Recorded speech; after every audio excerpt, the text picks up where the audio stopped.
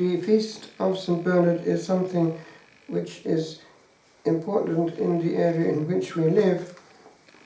In fact, celebrating this morning with the superior of the descendant of the monastery that through him was founded in Ireland, Mellifont, it was an occasion to share the joy, because St. Bernard was the fountainhead for Mellifont, fountain of honey, the old Mellifont, near which the new one of course is built, as he was for Whitland in Wales, first Cistercian monastery, came from Clairvaux, and also for Waverley, not too far from Reading in the south of England, where they came also there for the first time in that part of the world, and these then became founding monasteries in a great family tree. And these monks had a great success because they were very much anchored in reality and recruiting locally. And they were also extremely beneficial to wherever they landed because of the way in which they healed the land. Great swamps would become very fertile. They became experts in all that was to do with sheep and therefore wool.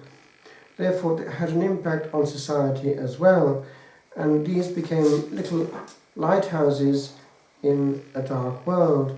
Monasteries were havens of sanity and also of grace, and the backdrop was praise, a life of praise. Little was said, indeed the vocal cords were consecrated unto praise. The only use of the vocal cords in the classic Cistercian life was precisely praise. Even preaching was excluded, St. Bernard himself being the exception that proves the rule, because he was called upon by divine providence to act also politically.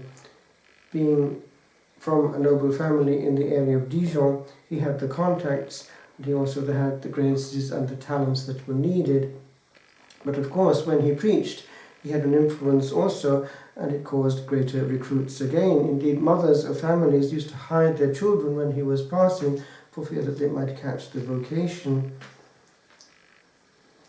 It was thought that of the two, because they lived at the same time, St. Norbert of Xanten, the founder of the Premonstratensians, and St. Bernard, they had known each other, it was thought that it would be St. Norbert who would be the more remembered, because of his huge influence with regard to preaching and founding also.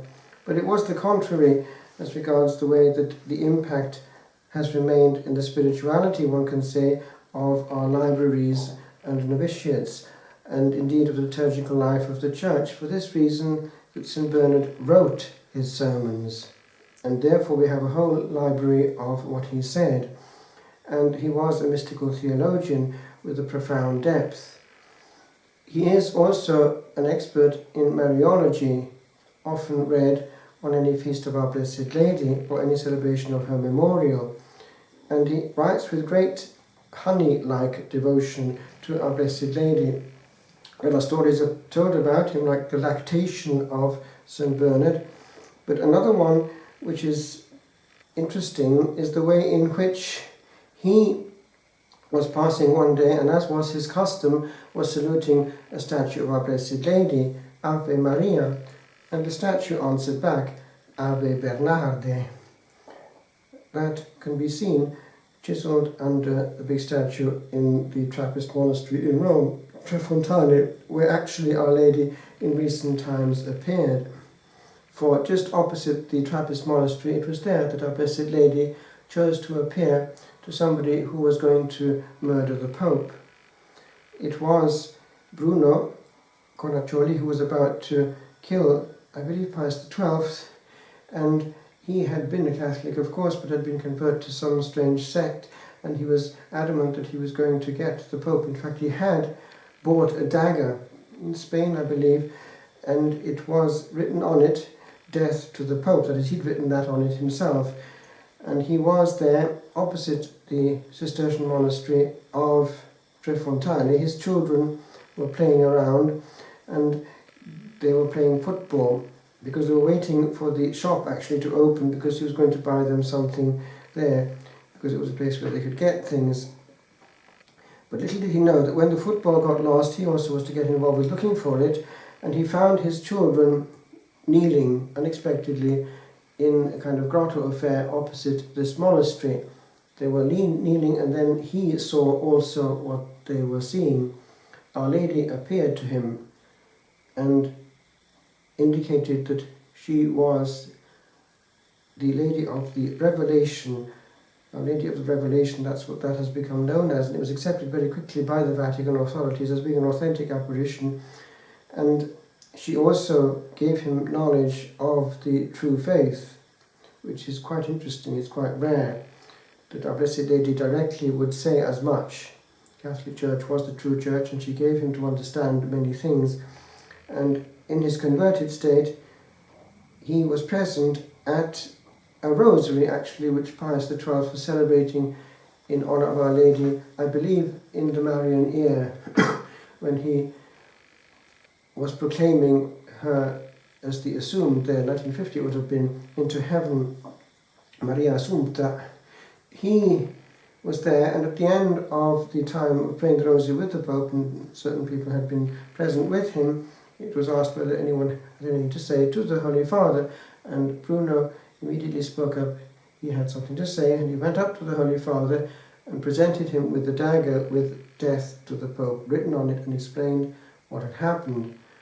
Our Lady therefore had stopped that from happening, and indeed had given the world this revelation, which is fairly modern and very interesting too, because of the way in which, even in good faith, one can go completely awry.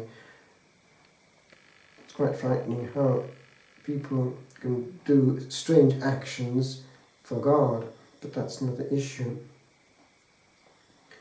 The monks, therefore, that were influenced by St. Bernard and all the great abbots of the Reform insisted on certain things, some of which we can this evening take away with us. One is a certain simplicity and absence of wordiness.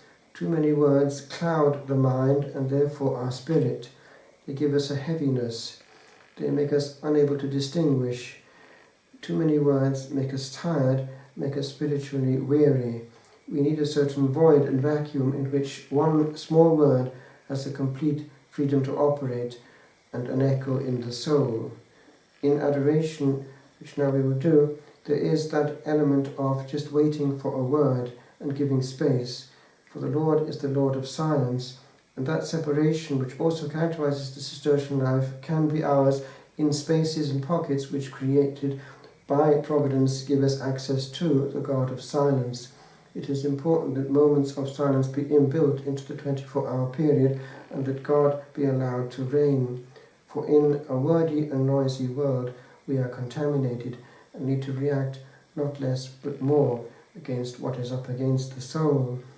We conclude then asking St. Bernard to intercede again for Ireland, that it may find again that simplicity of soul which brought many of the hidden farmers, housewives, children even, to great sanctity in this land in ages gone by, which only in the period of 30 or 40 years has been damaged hugely by the waves of the air, to which very few resist.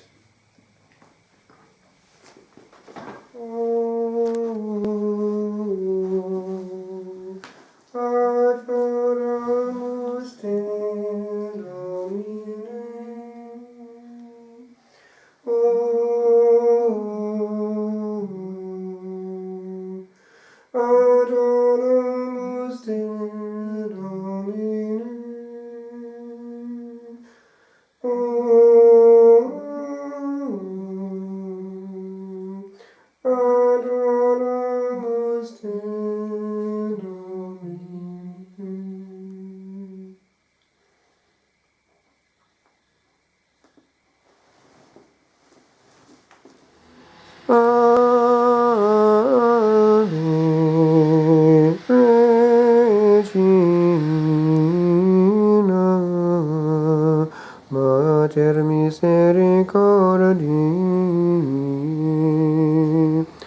vita cielo,